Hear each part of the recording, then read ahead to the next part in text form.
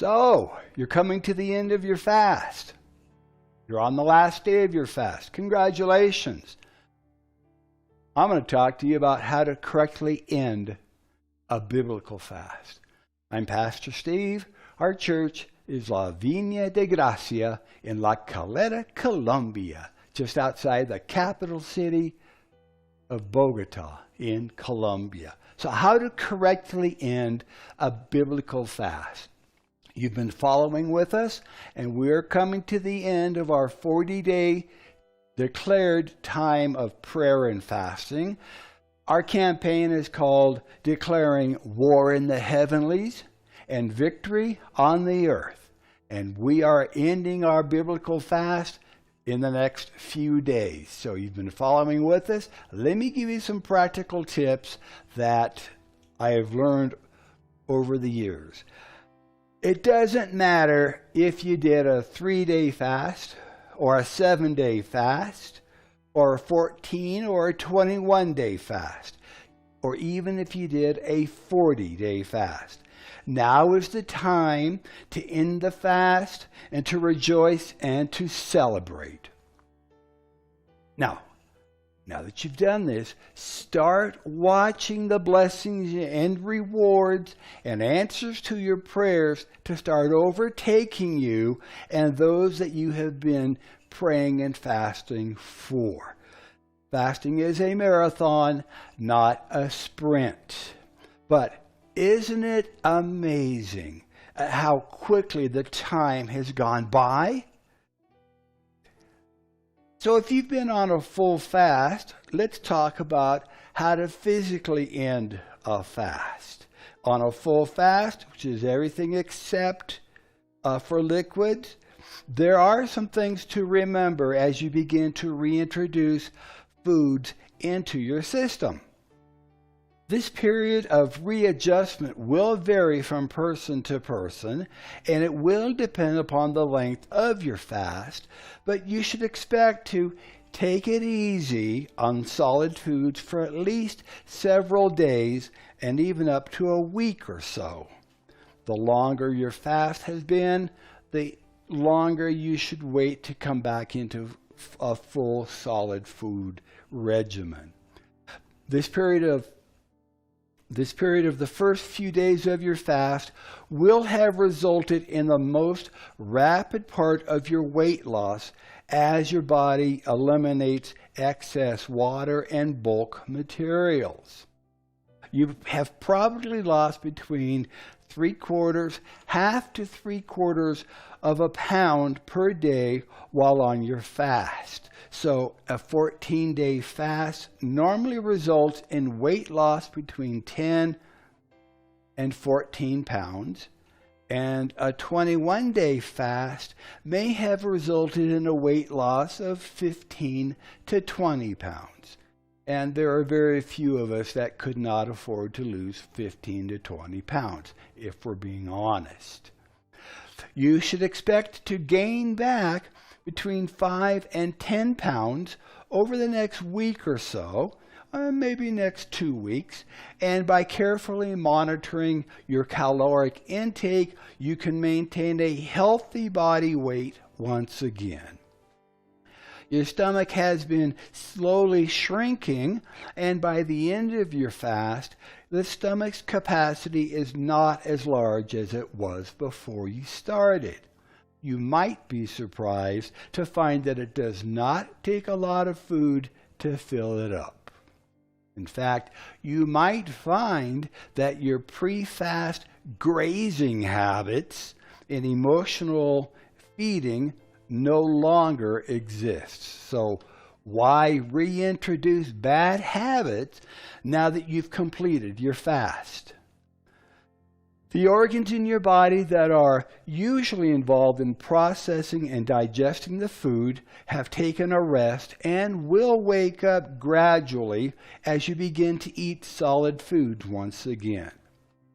So when you break your fast, be careful with how much you eat, what you eat, and how you eat it. Give your stomach and organs time to return to normal size and to wake up fully.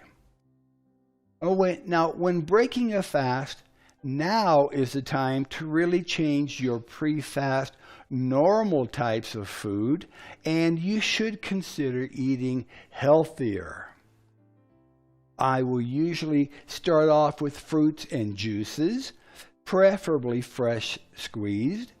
And just remember that for the first 24 to 48 hours, you might experience a bit of diarrhea, and the juices will pass through your system quickly at first. Be prepared and plan ahead.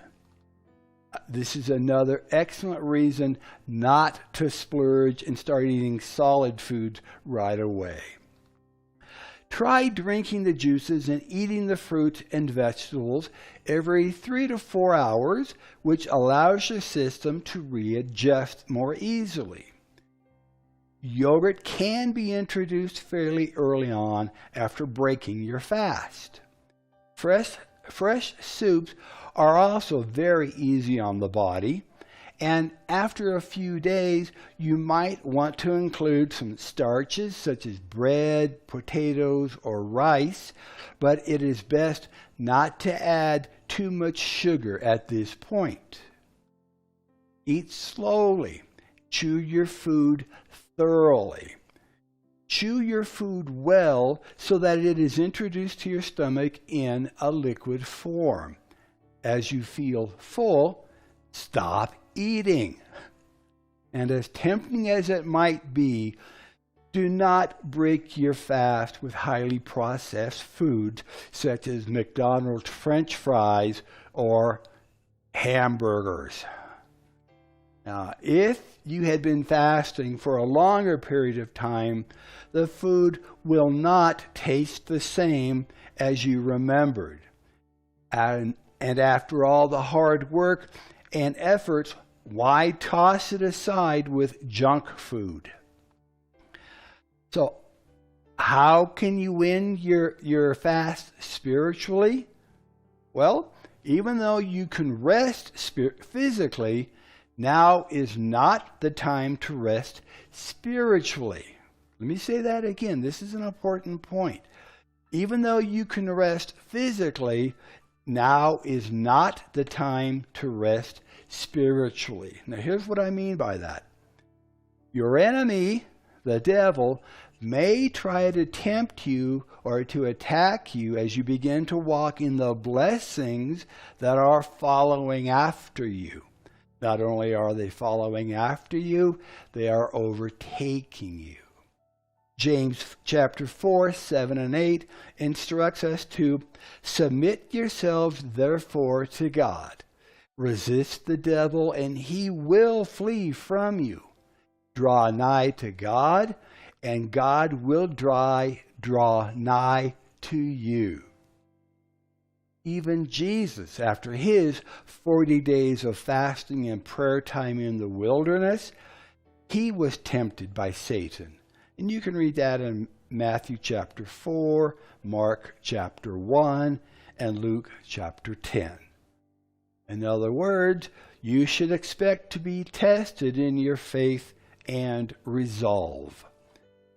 1 Peter chapter 5, verses 8 and 9 tells us that Satan is like a roaring lion, seeking whom he may devour. But remember, Satan is only like a roaring lion, and in reality has lost power over your life as a result of your fast. Throughout your fast, you have been consecrating your life and focusing on the things of Jesus. And your spiritual ears have become more alert and sensitive to hearing and responding to the voice of the Holy Spirit.